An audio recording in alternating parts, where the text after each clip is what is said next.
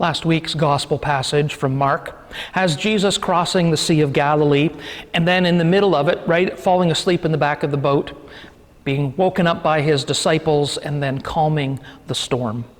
And it ends with the disciples' question after that, who then is this that can calm the storm? Now, the lectionary has skipped over the story of Jesus driving the demons out of Legion into a herd of pigs and picks up once again with Jesus crossing the Sea of Galilee in a boat and then getting out on the shore to huge crowds. And using a narrative device which is characteristic of Mark called intercalation, he takes two miracle stories, a woman healed and a young girl raised from the dead. And with intercalation, it means that you put them against each other to play them off against each other so that they literally talk to each other. The effect is to magnify the impact of the stories and at the same time focus the issue of healing and faith, which literally accompany Jesus' actions. The story begins with us among the crowds alongside the sea, and without any transition at all, a leader of the synagogue arrives, falls at Jesus' feet, and begs him repeatedly, the text tells us. The language here exactly repeats that of the demon Legion in the previous story that we skipped over, as the leader of the synagogue begs for the life of his dear little daughter.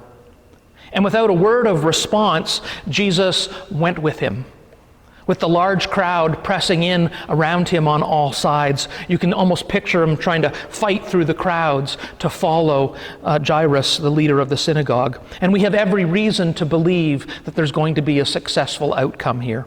The prayer is right, the purpose is worthy, the prospect of healing and life are secured. But now, suddenly there is this woman. She not only interrupts the story, but interrupts our expectations of Jesus going to heal this young girl.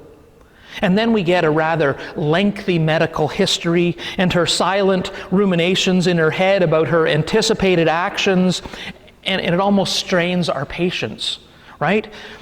Heal this woman, get on with the story. And yet, even in her silence, this woman joins with the pleas of the Father in anticipation of the healing, of the salvation that she seeks. If I only but touch his clothes, I will be made well. Again, Jesus has this accusatory tone, seeking for the one who touched me.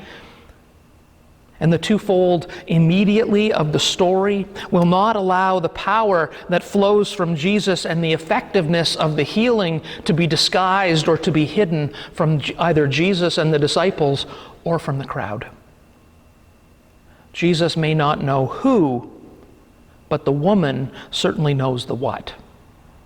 And so in fear and trembling, she falls down before Jesus and she confesses the truth of what has happened to her.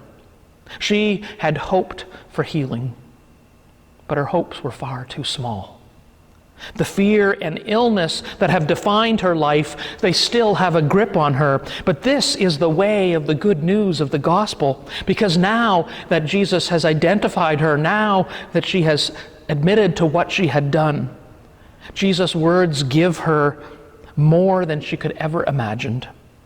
She is no longer just a woman. Now she is claimed as a daughter, one whose faith has made her well. And the Greek word here that's used for healing, sozo, it can be translated as saved.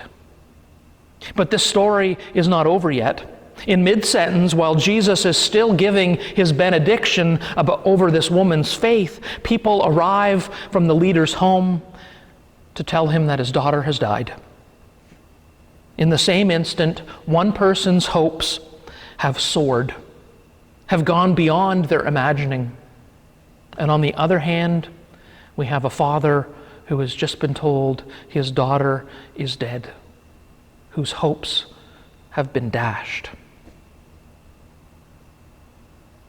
One has been claimed as a daughter, another has lost his daughter. Faith and hope are clearly at risk here. And the crowd, they put it so clearly, saying, "Why even trouble the teacher any further? What hope is left?" But Jesus' words will not let the dashed hopes and fears remain unchecked. He turns to Jairus and says, "Do not fear, only believe." And once again, Jesus' words call attention to that thin line between fear and faith. Perhaps a better translation would also serve to underscore the point.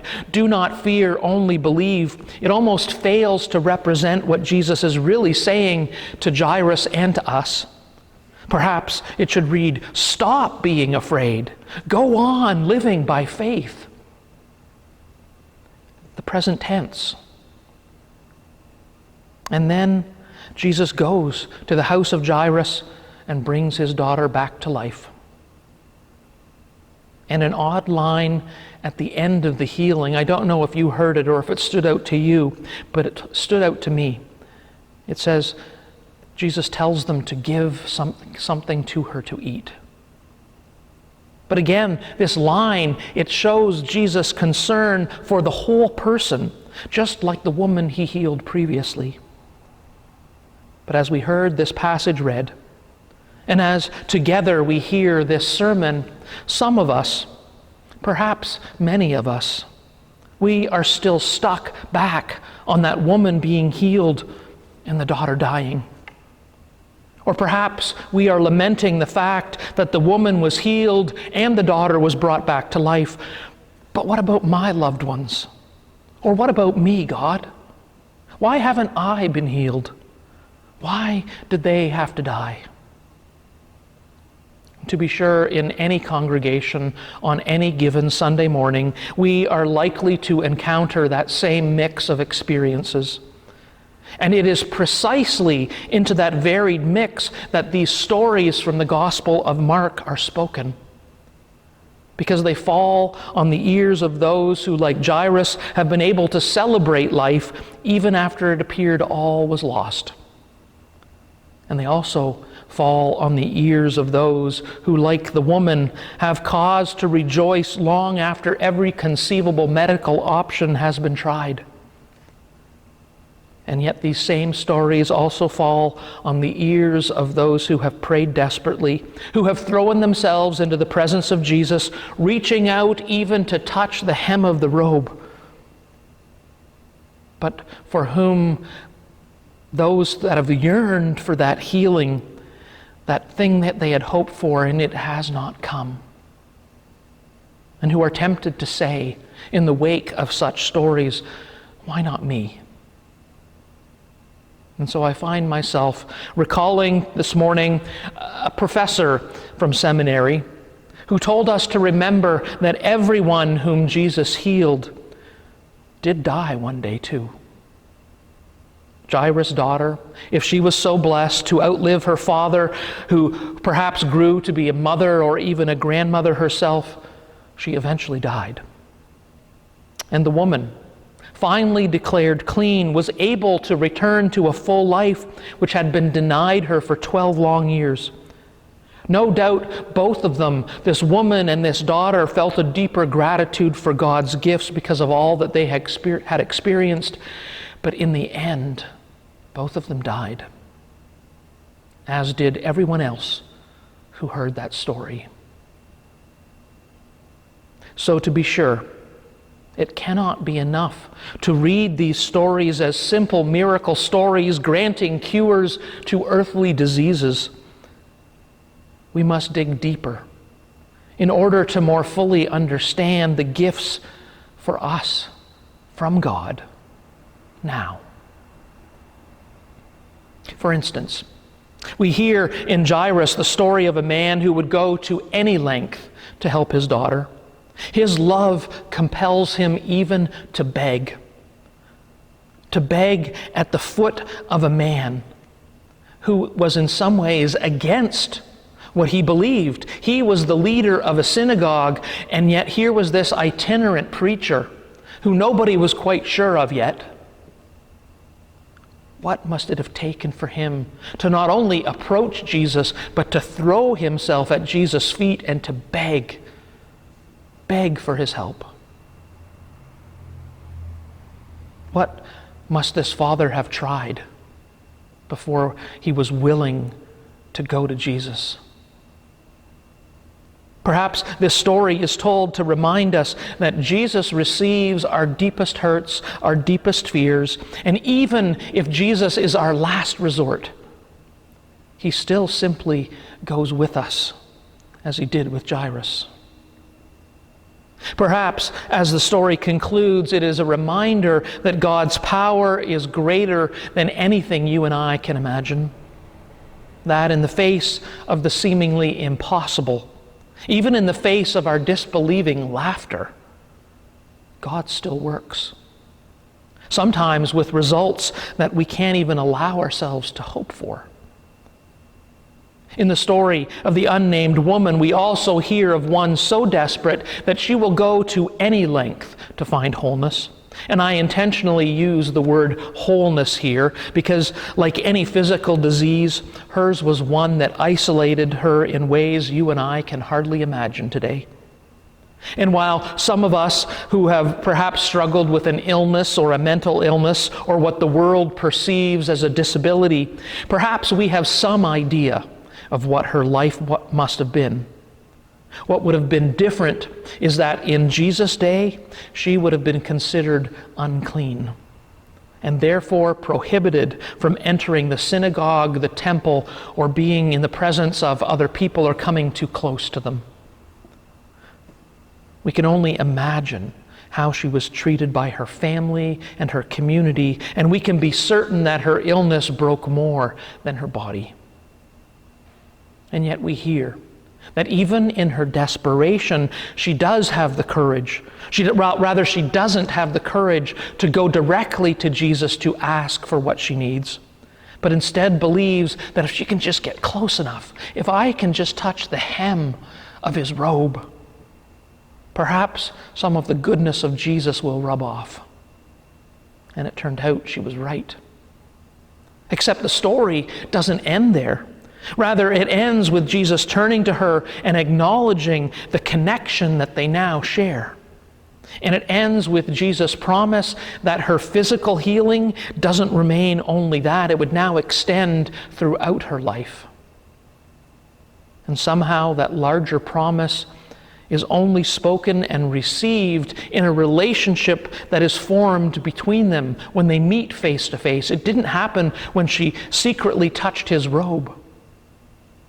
It only happened when they spoke face to face. Perhaps this deeper healing, this sense of wholeness, is the point of these stories in the end, much like our children's story this morning.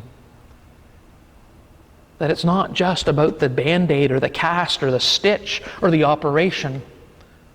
It is about the care and the love shown by our loved ones and by our community. For Jairus, maybe part of his healing or wholeness was discovered that he loved his daughter so much that he would do anything to secure her life.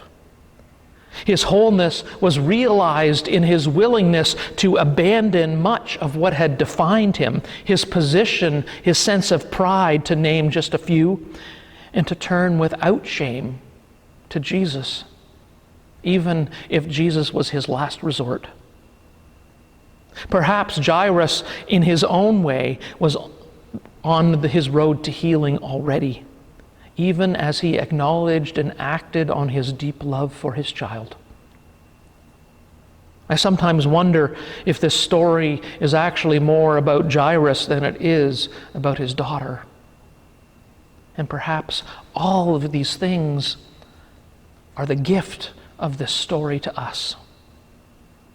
That the healing that we are blessed to receive in our physical beings, they can be, to be sure, the very gift of God. But still, that healing is only temporary. On the other hand, the healing that comes to us as our relationship with Jesus deepens and grows, it leads to some sort of wholeness which permeates our entire being and all of our relationships. And it lasts far beyond our earthly lives. I can't help but think of some of my counseling clients whose lives are in many ways consumed with their multiple mental health diagnoses and often the physical effects that arise out of their mental, of the mental issues that they struggle with, whose circle of family and friends has grown smaller as those people are unable to cope with the demands on their time and their own well-being,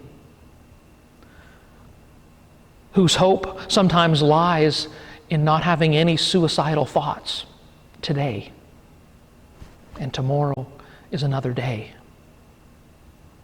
One of the aspects of counseling that has hooked me are those times in therapy with the client when they feel heard and acknowledged, when my words, or more often my listening, allows them to feel whole and valued, or when something that we have been working on together for months gives them a little bit of room to feel just a little bit healed, a little bit more whole, a little bit more hopeful.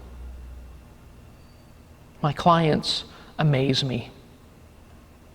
And as I ponder today's gospel passage, they remind me of Jairus and the woman, desperate, afraid, almost hopeless, but willing to risk it all. Have you ever known yourself to be not necessarily cured, and yet still experience healing and wholeness? That, my friends, is the mystery of faith and the power of God, that somehow, some way, we are made whole, even when we're not. Amen.